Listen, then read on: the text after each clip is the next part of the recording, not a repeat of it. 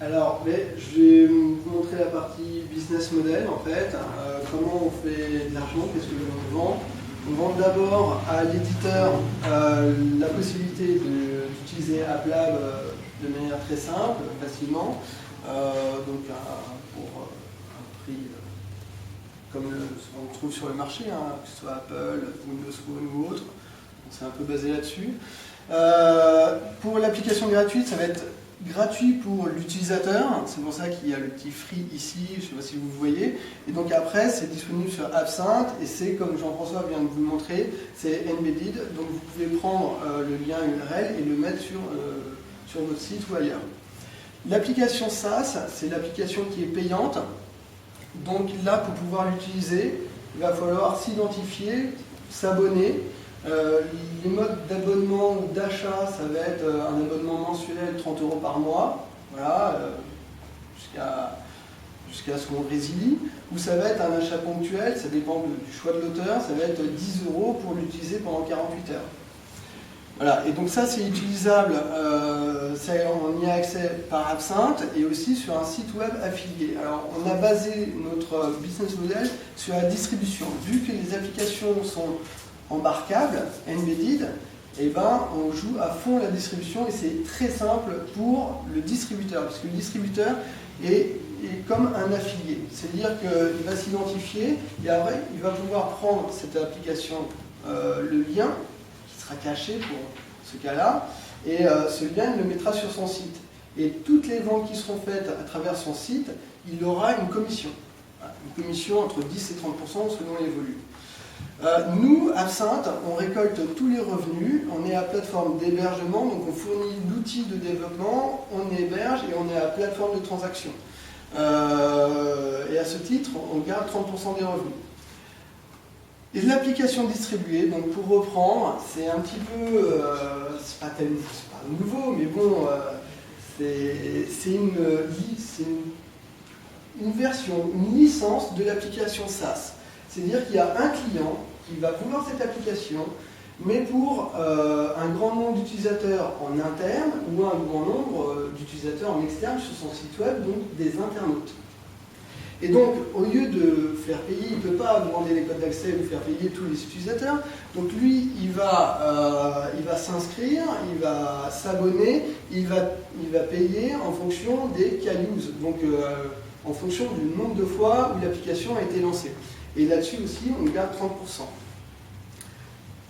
J'espère que j'ai été clair. Et donc, du coup, là, en mode distribué, l'utilisateur final, pour lui, c'est gratuit.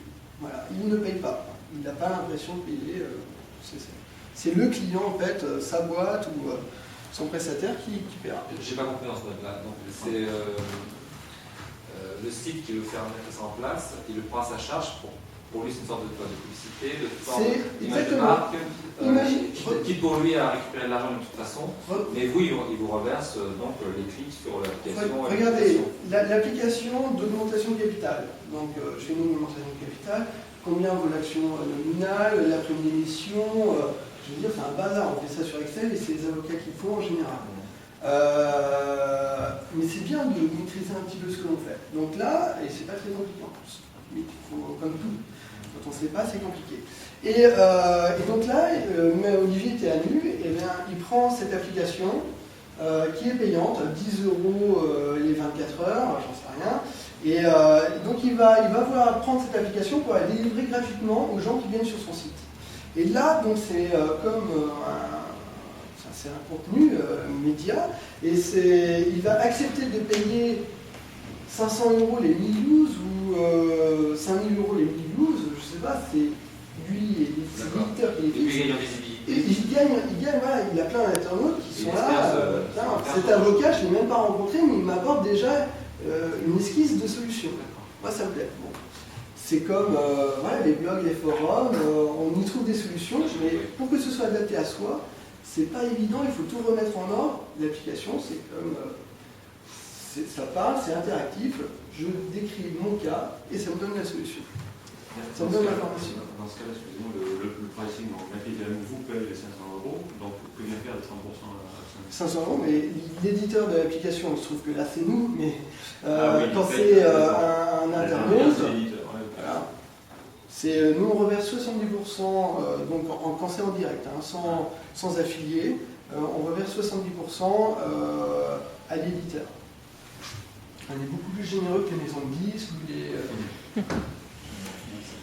Et en plus, donc, troisième source de revenus, ça dit, mais qu'est-ce qu'ils sont gourmands? Mais c'est d'autres frais et qui sont aléatoires en fonction de l'utilisation, c'est les frais d'hébergement. Quand il y a une application gratuite et qu'il y a 500 utilisateurs, nous, ça ne coûte pas grand-chose. Mais si c'est Leroy Merlin ou Castorama ou je ne sais pas quel site qui va faire une application gratuite pour son public, pour faire de la promo, comme une vidéo YouTube, YouTube c'est leur choix, ils sont américains, je ne sais pas, ils ont plein de sous. Nous, on considère que quand il y a 10 000, 100 000, 10 millions de use, nous, on a des coûts et on les répercute. Voilà. Donc, on fait payer des frais de cloud computing qui sont de 2 euros les 1000 use. Voilà.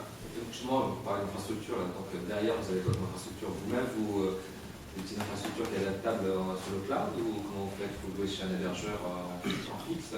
Alors, non, on voulait prendre un hébergeur, des serveurs dédiés, prendre des baies, on avait regardé cette solution et comme Absinthe n'est pas très connu et qu'on va avoir, il ne faut pas se fermer la porte en compte, on a décidé d'héberger tout en grande partie chez Azure.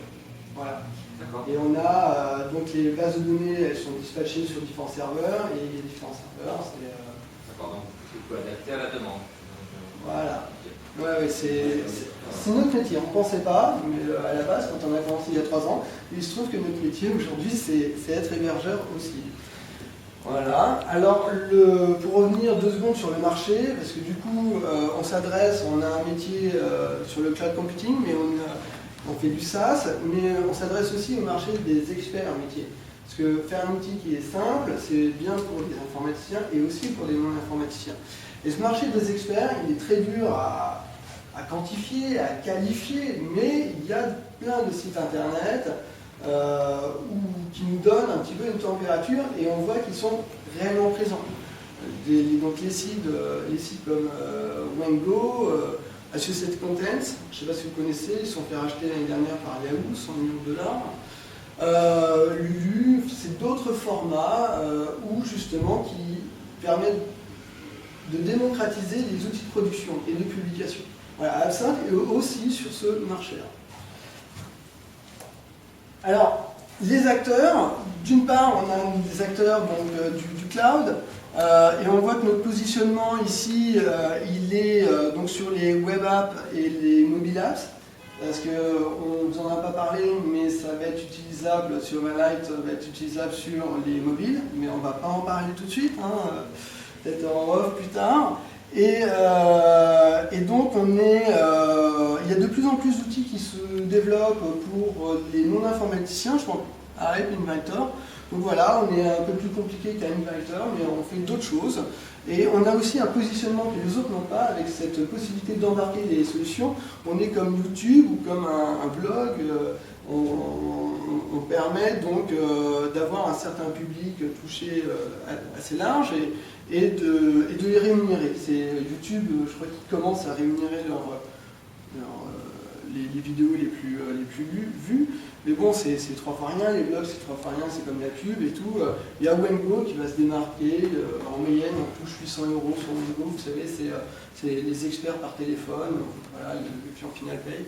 Voilà, Absinthe, les revenus des applications, on pense que c'est quand même autre chose.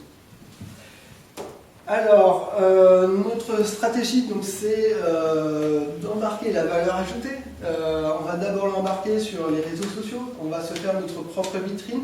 On est les premiers éditeurs sur Absinthe, même si on en a d'autres là dans les tuyaux. Mais donc c'est pour faire le proof of concept. Voilà, regardez les applications. Elles tournent, elles marchent, et on arrive à les mettre un peu partout, très simplement. Après, il faut, avec des applications payantes, incentiver, développer les distributeurs affiliés. Leur montrer qu'il n'y a pas de stock, Il n'y a pas d'achat, et ils mettent ça sur leur site, ils délivrent, ils apportent du contenu à leurs internautes, et derrière, ils ont un pourcentage. Les applications distribuées, donc c'est des applications pour un client, c'est pour la suite, et c'est un marché aussi à développer qui viendra en dernier. Donc on voit premier semestre les apps embedded, donc les applications embarquées, les applications payantes pour le deuxième semestre, et l'année prochaine les applications distribuées. Voilà, de manière assez forte. Et donc nos objectifs, à la fin de l'année on espère, on est très bien parti pour développer une centaine d'applications et de compter 30 éditeurs. Voilà, un éditeur peut développer plusieurs applications, vous comprendrez. Et en 2013, en fait, 1500 applications et compter à peu près 1000 éditeurs. La répartition donc, entre les applications gratuites, les applications SaaS payantes et les applications distribuées, voilà, on compte d'ici 3 ans avoir 50% d'applications distribuées, 20% d'applications payantes et 30% d'applications gratuites. Pourquoi? Parce que les applications gratuites, pour quelqu'un qui veut faire une application sans valeur ajoutée, qui ne se monétise pas beaucoup, c'est un investissement de temps et argent un petit peu important pour juste rigoler.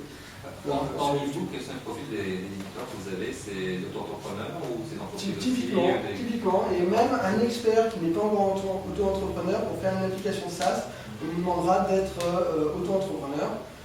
Je pense que quand on a créé la société, c'était pas tellement envisageable parce que c'était compliqué de monter une société et tout. Et l'auto-entrepreneur, c'est génial. Parce que nous, en fait, voilà, c'est une question de redistribution. On ne veut pas que ce soit considéré comme des droits d'auteur. Droits d'auteur, ça veut dire des caisses, de cotisations sociales et tout, faire toutes les déclarations nous-mêmes comme une maison de disques. Et non. Non. Donc ce sont pour faire une application payante, ça sera donc un professionnel qui vendra.